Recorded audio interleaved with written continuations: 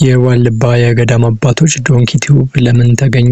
በገዳም አባቶችና በእሸቱ መለሰ መካከል የተፈጠረው ቅሬታስ ምን ላይ ደረሰ? በሚል በዛሬው አጭር ቪዲዮ ቆይታ እንመለከተዋለን። ሁላችንም አስቆርፎናል። ለምን የቦታውን ሕግና ስርዓት ጣሰው? መልእክቱ የተላለፈበት መንገድ ራሱ ትክክል ያልሆነ ነው። ዓለማዊ እሳቤን ይዞ የገባ ነው። ይቅርታ እንጠይቃለን።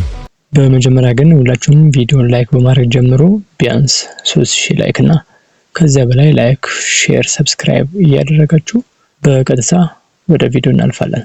አሁን በተሰማ ዜና የዋልባ ገዳም አባቶች ለኮሜዲያን እሸቱ መለሰ ይቅርታ አድርገውለታል። ከትላንትና ወዲያ በድንገት አንድ ስልክ ወደ ዶንኪ ቲዩብ ተደወለ።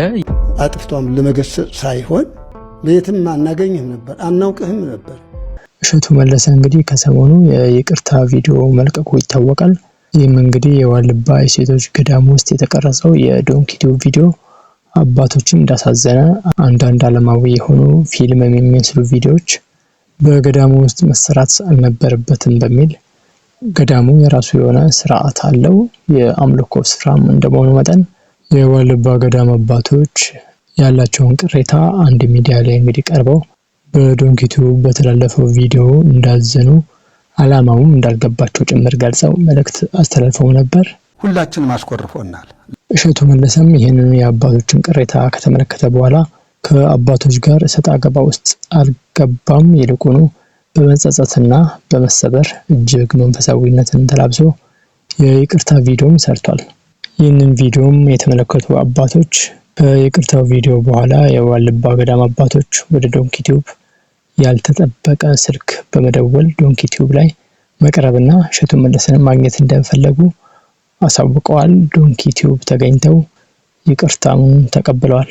ከትላንትና ወዲያ በድንገት አንድ ስልክ ወደ ዶንኪ ቲዩብ ተደወለ። አጥፍቷም ለመገሰጽ ሳይሆን በየትም አናገኝህም ነበር፣ አናውቅህም ነበር። እንግዲህ በማህበራዊ ሚዲያዎች እኒህ የገዳም አባቶች ለምን ቀረቡ፣ እሸቱንስ በዚህ ልክ ለምን ወቀሱት የሚል አንዳንድ አስተያየቶች ሲነሱ ነበረ። እኒህ አባቶች እንግዲህ ዝቅ በማለት ዶንኪ ቲዩብ ድረስ ራሳቸው በመምጣት ይቅርታ ማድረጋቸው እጅግ ትህትናን የሚያስተምር ነው። በሌላ በኩል ደግሞ ኮሜዲያን እሸቱ መለሰ ላይም አንዳንድ ትችቶች ሲነሱ ነበረ።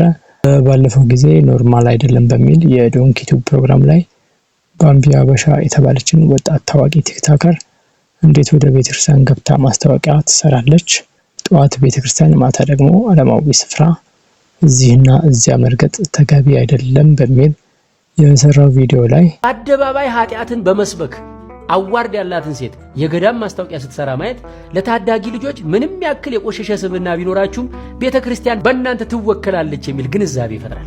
የዘንድሮ ቲክቶከሮች ደግሞ ሌላ ጉዳ መጡ። ማታ ጭፈራ ቤት ባደሩበት ልብስ የክለቡን ላብ እንኳን ሳይታጠቡ ጠዋት ቤተክርስቲያን ሄደው የምስጋና ቪዲዮ ይለቁልናል። አስቡት እስቲ። ባጠገባቸው ስታልፉ የሺሻና የዕጣን ሽታ ተደባልቆ ነው የሚሸታችሁ።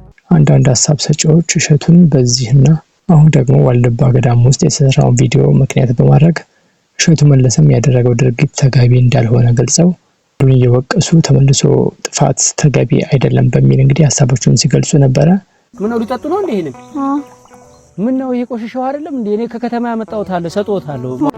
ወይም 12 ዓመቷ አሞክሮ ላይ ያሉት እናት ሲሮጡ እኔ እሳቸው ላይ ለመድረስ የምሮጥበት ትዕይንት ልክ እንዳልሆነ አባቶቼ አስረድተውኛል። እሸቱ መለሰም እንግዲህ ባቀረበው የይቅርታ ቪዲዮ የተገረሙት የዋልባ ገዳም አባቶች ዶንኪ ቲዩብን ባርከው ጸሎት አድርገው ጸበል ረጭተው ተመልሰዋል።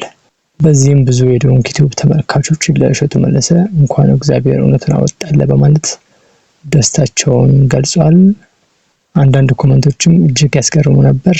ከነዚህ መካከል ካነበብኳቸው ኮሜንቶች መካከል ወላሂ ወላሂ በጣም ደስ ብሎኛል፣ እያለቀስኩ ነው እየሰማሁ ያለሁት፣ ሰይጣን በዚህ ዘመን እንዲህ መቼም አፍሮ አያውቅም የሚል አስተያየት እንግዲህ አንደኛው ያነበብኩት ኮሜንት ነው።